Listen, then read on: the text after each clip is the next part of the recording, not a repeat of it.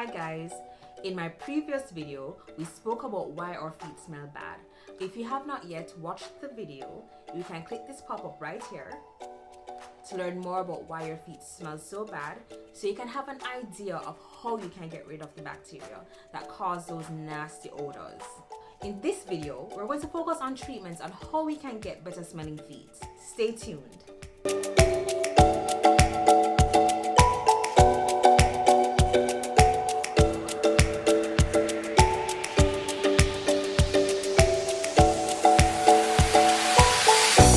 All you need to do is to simply remove a need. Bacteria needs either moisture, warmth, or you can remove the bacteria itself. The good news is you do not need to go to a doctor for treatment. Instead, you can treat it at home. So if you take away a necessity, the bacteria or fungi cannot thrive, so they can't live it long enough to smell. And that's what we want.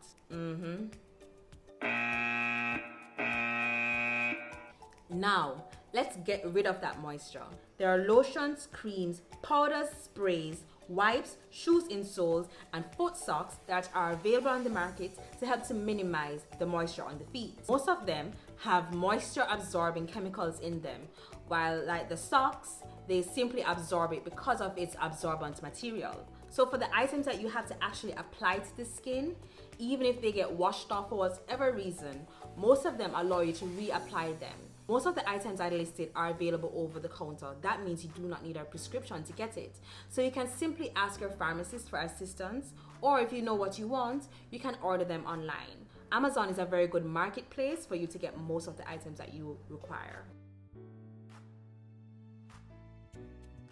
Sweat Block Antiperspirant Lotion, Foot Sense Natural Shoe Deodorizer Powder, which is aluminum and talc free, Odor X All Day Deodorant Powder, Gold Bond Don't Mess Foot Powder Spray, Arm & Hammer Odor Control Comfort Insoles with Pillow Soft Memory Foam, and Odor Eaters Foot Spray Powder. In Jamaica, you can speak to your pharmacist about Drysol, which is an over-the-counter antiperspirant spray that can be applied to the feet, which can help to reduce sweatiness of the feet. They even have one for kids called Lennon and L's Silly Feet Powder and Sprays. They are available in bubblegum or grape lollipop flavors. There are so many options to choose from. It is important to mention to change and wear a clean pair of socks every day. Socks play an important role of wicking away moisture away from the feet and into the socks, improving evaporation of the moisture away from the skin and also the bacteria present on the skin. But at the same time, bacteria can be present on the socks, so that's why it is important to put on a clean pair each time you change your socks. You wash and dry your socks every day. And if you're able to, try and dry your socks in a drying machine or hang them out to dry in the sun.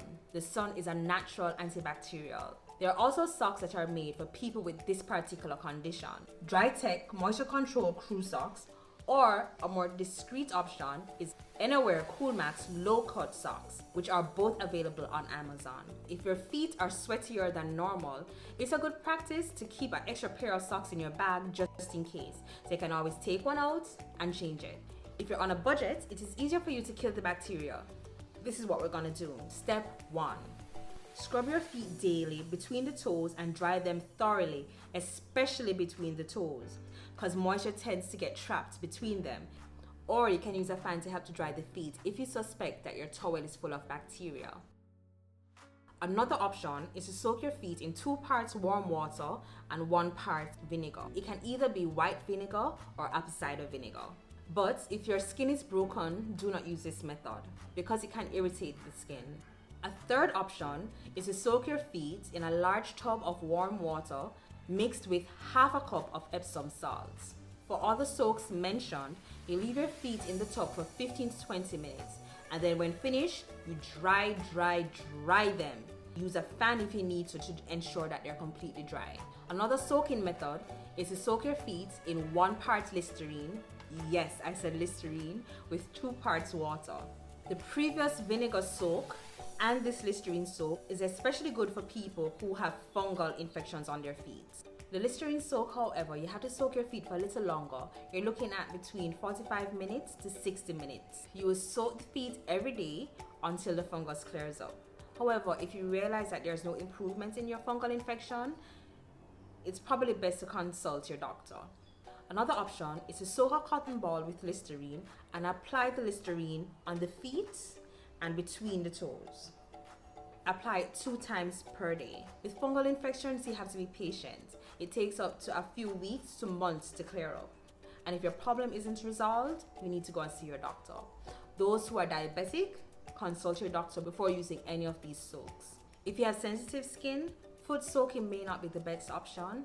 However, you can first do a skin test. Test a patch of skin first with the mixture and see how your skin reacts before completely soaking your feet in the water. For ingrown nails, the Listerine soak may not be ideal because it can be irritating. To remove them, consult a doctor to prevent infections. Another budget-friendly option is to use antiperspirant sprays. Some people use deodorants, preferably the stick deodorants, not the rollerball deodorants, on the feet. After a bath, shower, or foot soak, an antiperspirant lotion can be applied to the feet. Antiperspirant means that it prevents the skin from producing moisture or sweating as it usually would. You must be wondering, why would you buy an antiperspirant lotion over against buying a regular lotion that you can get at your supermarkets? Now here's the difference. Most of the moisturizing lotions on the market are water-based. Water-based meaning the same moisture that bacteria loves.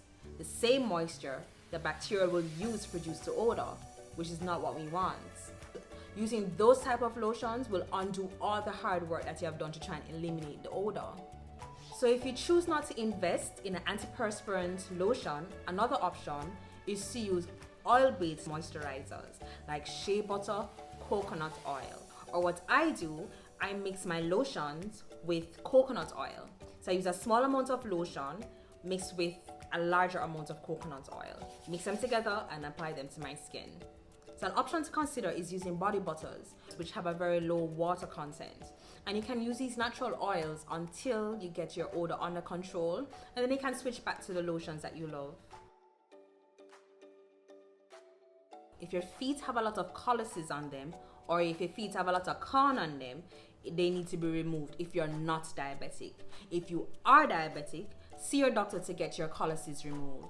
Calluses are like sponges. They absorb water and they retain water, which are good sources for bacteria to feed on, which can cause odor. If your smelly feet are caused by a fungal infection, you can consider using sprays or powders that contain tolnaftates. Tolnaftates are in products like tinactin or fundactin, both of which you can ask your pharmacist for. Keeping your toenails clean and short reduces the surface area that bacteria has to live on. So if they have nowhere to live, they cannot cause an odor. Number 9. If you do all that you're supposed to do, you change your socks regularly, you wash your feet every day, you clean between your toes especially, and you still have an odor, your shoes might be the culprit.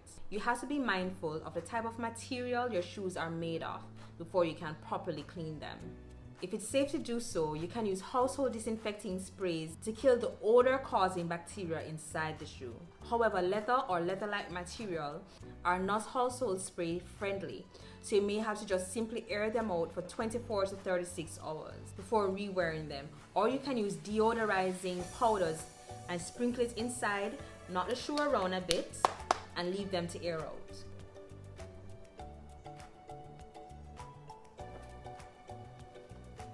Ooh. Cornstarch is an alternative powder that you can use to dust your shoes with. Number 10, wearing shoes made out of natural materials which are breathable, like leather or canvas. They allow the moisture to evaporate rather than to stew within the shoe. If possible, take out the insole of your shoe, spray with disinfecting spray, allow to air dry for 24 hours before using again. If you have more than one shoe at your disposal, consider alternating them between the days to allow the shoe that you wore the previous day enough time to air out and dry out to minimize the likelihood of you having an embarrassing odor incident.